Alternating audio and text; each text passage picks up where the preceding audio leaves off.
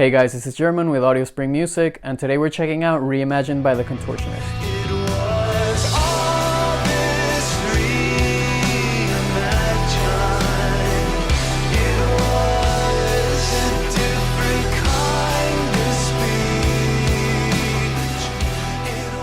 Welcome back. Today we're going to be doing a songwriting analysis of Reimagined by the Contortionist. If you're new here, this channel is all about bringing you songwriting insights, songwriting tips, and songwriting analysis to help you become a better, more creative songwriter. So don't forget to like the video, subscribe to the channel, and let's get into it. Alright, let's get some background on the Contortionist and see where they got their sound. The Contortionist is a 6-piece band from Indianapolis, Indiana that began in 2007. Initially, they began under the name At the Hands of Machines and had a very heavy deathcore sound.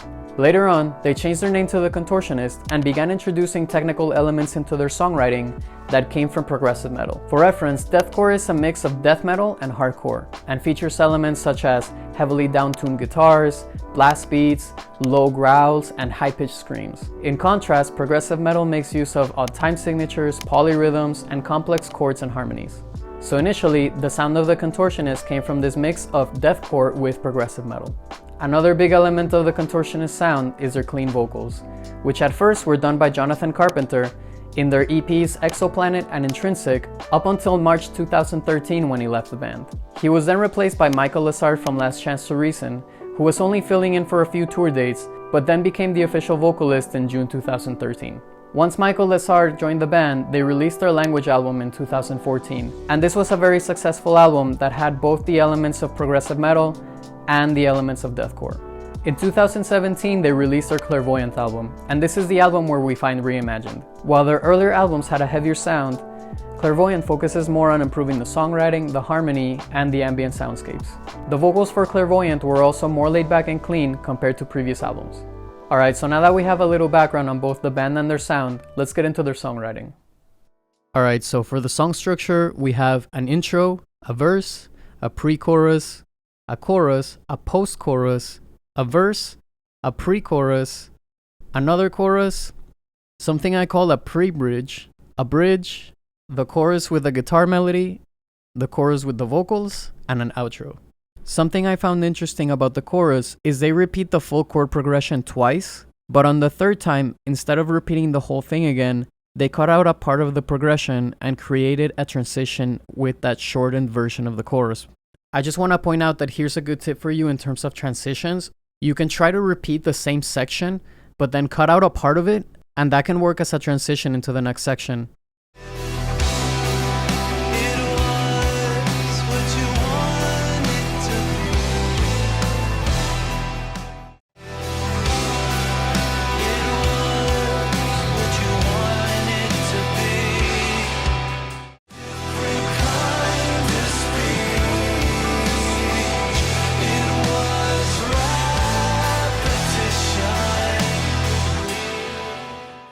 You just gotta make sure that what you cut out doesn't mess with the pulse of the song, or it might sound really awkward. Moving on to the rhythm, the tempo of Reimagined is on 134 BPMs. And for the meters of the song, I want to keep things really simple.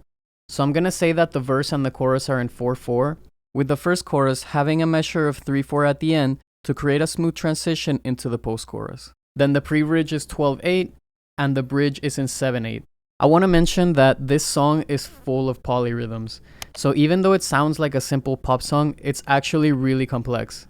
Since we're covering a lot of stuff, I don't want to go too deep into the polyrhythms for the sake of keeping this video short, but there's a lot of other videos on YouTube where you can learn about polyrhythms if you like. So why does the Contortionist use polyrhythms that sound simple but are actually really complex? Why make their life harder? Well, the reason is that in this album, they really wanted to be subtle with the technicality of the songwriting, because they want the average listener to be able to relate and enjoy it, but still have deeper technical layers for the people that have more knowledge in music theory. So this is just a way to make songs that sound simple at first glance, but are actually complex if you look closer. The drums in the verse and the chorus of the song stay focused with the kick on the 1 and a snare on the 3. The drums are not very busy to give the spotlight to the vocals and provide a solid foundation for the rest of the instruments. In the pre-bridge, they switch to a 12/8. You will notice that the kick is on the 1 and the snare is on the 5 in the first measure, and the kick is on the 1 and the snare is on the 4th in the second measure. Since the beats they are accenting are further back than on the verse and the chorus, which accent the 1 and the 3, and because there are not a lot of instruments playing, you get a feeling of floating in a more open space.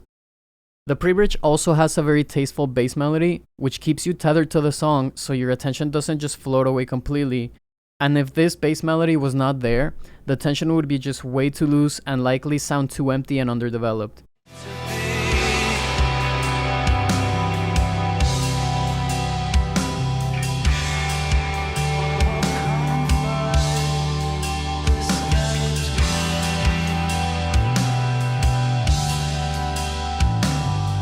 So note how powerful small details like that can be.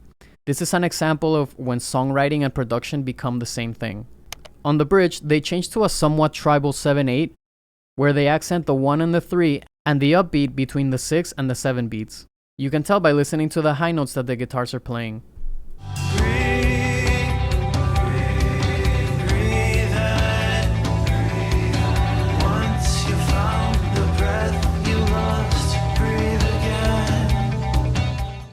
This gives the bridge a more forward movement and builds a bit of tension. Since they play the chorus after the bridge, and the chorus also emphasizes the 1 and the 3, it helps them to transition in a seamless way.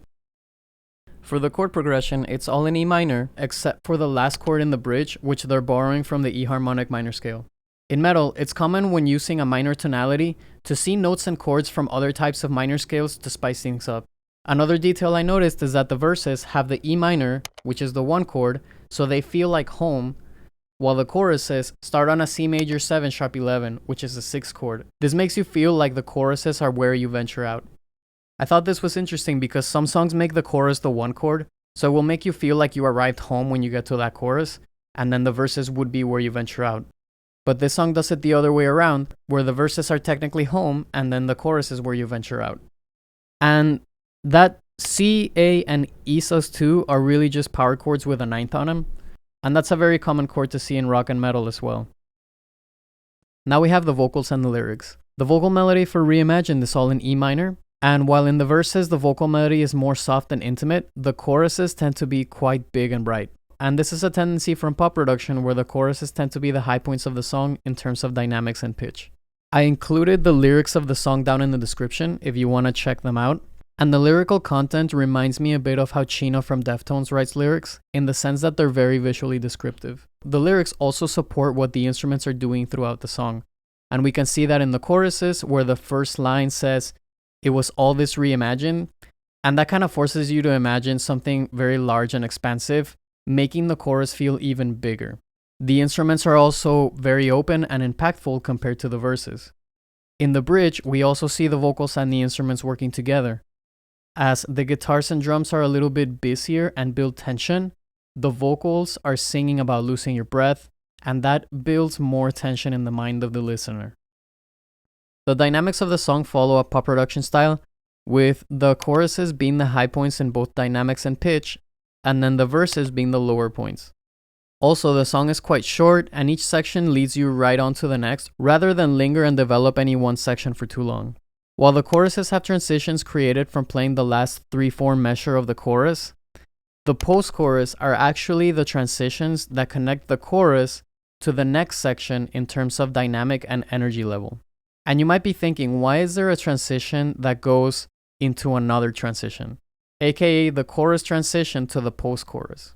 While the chorus transition creates movement, the post-chorus is actually the transition for the energy level of the song. So note how in transitions, it's not just the movement from one section to the next, it's also the energy level. You also have to keep in mind how the energy level transitions from one part to the next. Alright, and finally, let's look at the songwriting tips that you can get for your own songs. So the first thing I want to mention is that singles play a specific role in an album. Therefore, the role of the song helps to guide the songwriting, and we can see that in the production of the song and in the chord progression. Singles are usually written in a very specific way for a specific reason, and a lot of those elements were found in this song. Number 2 is to make transitions from existing song sections. And just as we saw with this song, by cutting out part of a section, you can create movement to transition into the next section, but just don't forget about the energy level transitions as well. The third tip is using polyrhythms, and I know we didn't go deep into these, but I just wanted to throw it in there because if you're trying to make complex music sound simple, polyrhythms is a great way to do that. Number 4 is songwriting and production can be the same thing. And just as we saw with that one bass melody, it was a songwriting element because it's a melody in the song, but it's also a production element because it's accomplishing a specific goal, which was to keep your attention from floating away. So write songs with production in mind. And finally, number 5 is that lyrics, vocals, and instruments work together to effectively communicate the message of a song. And just as we saw in the bridge, the words, the vocal melody, and the instruments work together to build tension for the bridge. The Contortionist is a great example of a band that tests their boundaries, not only in their technical ability, but also in their songwriting and their conceptual way of expressing music. Reimagined draws inspiration from a lot of different sources, including pop production, progressive rock, and ambient music. And it's one of the reasons the sound of the Contortionist is so unique, and it's helped them to expand beyond a purely metal sound. Alright you guys, so that's the end for this video. If you liked it, don't forget to like and subscribe to the channel, and we'll catch you next time.